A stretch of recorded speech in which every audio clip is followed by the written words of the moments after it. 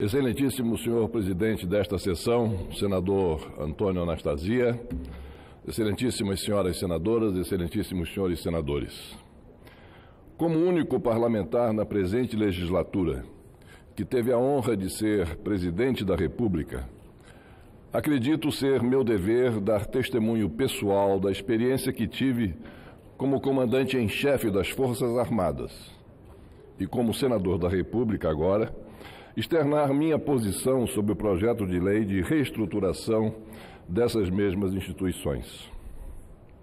Até hoje, sou o presidente que, no exercício do mandato, mais visitou e conheceu unidades militares espalhadas pelos 4 cantos deste nosso imenso território. Em todas essas ocasiões, ficaram marcadas em mim as impressões causadas pela disposição para o cumprimento de missão e pelo patriotismo daqueles que tive a oportunidade de conhecer e com quem pude conviver.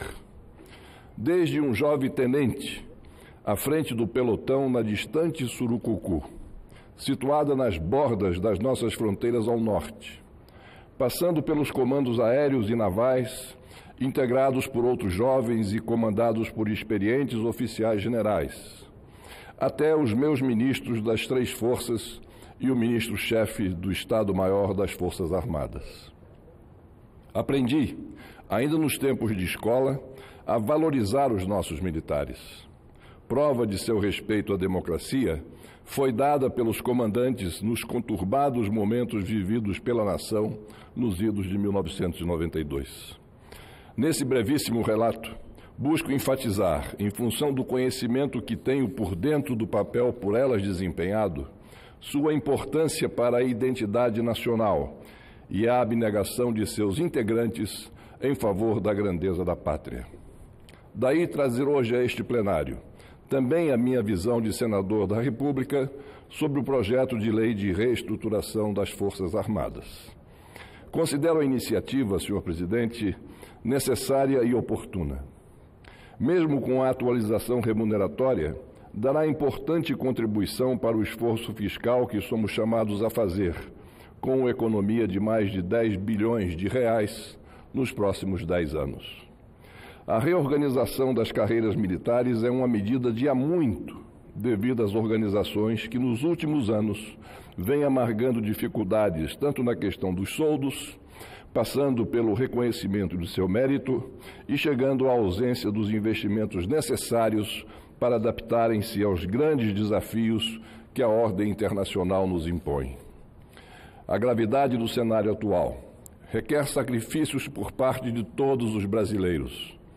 Devemos, entretanto, estar atentos às consequências distintas das alterações previdenciárias nos mundos civil e militar.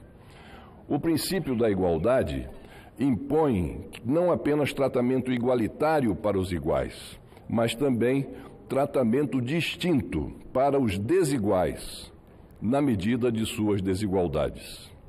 Não podemos confundir o sistema de proteção social militar e os regimes de previdência. A tentativa de aproximar esses 2 sistemas decorre da incompreensão da profissão e da carreira militares, advinda de uma visão estereotipada do seu papel na sociedade brasileira. Forças Armadas prontas e preparadas são pilar fundamental para o equilíbrio nacional, garantes da existência do Estado e, portanto, essenciais ao progresso social, material e espiritual da população.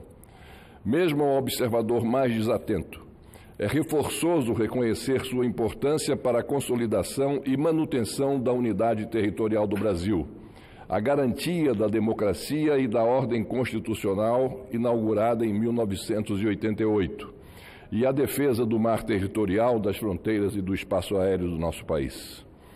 Não procede o argumento de que o Brasil prescinde de marinha, exército e aeronáutica fortes porque há 150 anos não experimenta conflitos armados com seus vizinhos. Garantia de paz passa por capacidade dissuasória e aptidão ao exercício de sua missão constitucional. Essa não é uma preocupação dissociada da realidade, não.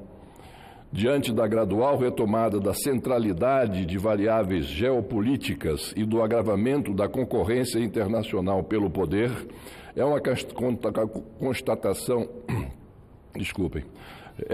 constatação cada vez mais atual.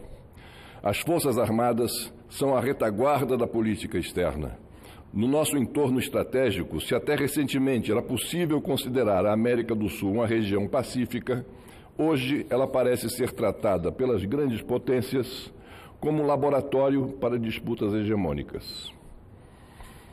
Atuando na defesa nacional, em missões de paz das Nações Unidas, em operações de garantia da lei e da ordem ou em ações subsidiárias, o elemento mais importante das três forças são seus integrantes, os nossos militares. A profissão e a carreira possuem características sem similar no meio civil. Prova disso é a exigência de disponibilidade permanente, essencial ao estado de constante sobreaviso a que estão sujeitos esses profissionais. Em função de atividades extraordinárias, 30 anos de serviço militar equivalem a 45 anos de serviço civil. Isso se dá sem qualquer acréscimo de remuneração a título de horas extras ou adicional noturno, pois a isso eles não têm direito. Também não fazem jus ao fundo de garantia por tempo de serviço, devido aos seletistas. A redução gradual da remuneração verificada nas últimas décadas deve-se, em parte, a restrições de direitos sociais, trabalhistas e políticos. Os militares participam das negociações por recursos, inclusive daquelas destinadas a discutir atualizações salariais, em uma posição de menor força relativa, se comparados a outras categorias. Essa parece ser uma das razões pelas quais 45% do efetivo recebe menos de 2 salários mínimos e 58% do efetivo recebe menos de 4 salários mínimos. O salário de um coronel com 30 anos de serviço é cerca de 15% inferior ao salário inicial de técnicos de planejamento e pesquisa do IPEA, analistas de planejamento e orçamento, analistas de comércio exterior e do Banco Central. Leva-se muito tempo para formar um militar.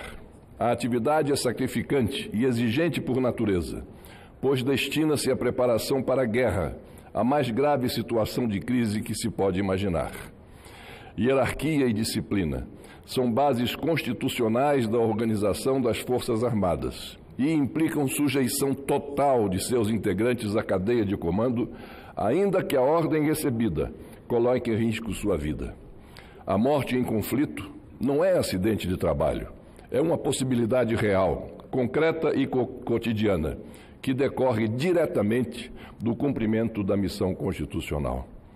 O sistema de proteção social é a condição necessária à adesão irrestrita e irrevogável a esses princípios. O militar precisa ter a garantia de que, na velhice, ele estará amparado após passar toda a sua carreira em regime de permanente prontidão. Precisa ter a certeza de que, na sua falta, sua família receberá todo o apoio necessário daquele mesmo Estado, em nome de quem ele deve se dispor e se dispôs a dar, e muitas vezes deu, a própria vida. Nada disso é privilégio. Nada disso é privilégio. É compensação pelos sacrifícios exigidos pela carreira. Os militares jamais foram sujeitos a regime previdenciário. No passado já houve tentativas de equiparar as duas regras, mas sempre prevaleceu o reconhecimento das especificidades de cada esfera. O Constituinte de 1988 entendeu essas diferenças e dedicou dispositivos distintos à aposentadoria dos civis e à proteção social dos militares. Alterações nesse sistema devem embasar-se em estudos sobre seu impacto nas carreiras, nas condições de trabalho e, por consequência, na aderência das pessoas à missão. Mudanças impensadas podem gerar condições desagregadoras, mas não é este o caso da proposta formulada pelo Poder Executivo. Gestada como deve ser pelas próprias forças, ela incorpora um conjunto complexo de medidas que modificam 5 leis distintas. o Estatuto dos Militares, a Lei de Pensões dos Militares, a Lei do Serviço Militar, a Lei de Promoções dos Oficiais da Ativa e a MP da Remuneração dos Militares. A proposta inicial inclui alunos de escola de formação, cabos, soldados e pensionistas no universo de contribuintes para o sistema de proteção social. Aumenta o tempo mínimo de atividade de 30 para 35 anos e eleva o percentual de contribuição de 11% para 14%, além de reduzir significativamente os potenciais dependentes. A reestruturação das Forças Armadas implica racionalização de custos, redução do efetivo, substituição de militares de carreira por temporários, atribuição de atividades não militares a profissionais não militarizados, reestruturação das carreiras e reformulação do sistema de proteção social. Essas medidas contribuirão não apenas para a redução de gastos, mas também para o aumento da nossa segurança e a melhoria da nossa defesa. A realização concreta do princípio da igualdade requer uma ponderação na atribuição de direitos em face dos deveres exigidos. Não percamos de vista os enormes sacrifícios que nosso país e nossa sociedade exigem dos nossos militares e, portanto, a necessidade que temos de garantir-lhes os meios necessários para cumprir sua tão nobre missão. É incoerente, por um lado, impor renovadas privações aos militares, senhor presidente, senhoras e senhores senadores, e, por outro, distribuir benefícios fiscais, como a renúncia de R$1 trilhão nos próximos 25 anos, promovida pela Lei nº 13.586, no final de 2017. Em favor, renúncia fiscal essa de R$1 trilhão nos próximos 25 anos, em favor de empresas petrolíferas estrangeiras que atuam em campos do petróleo brasileiro.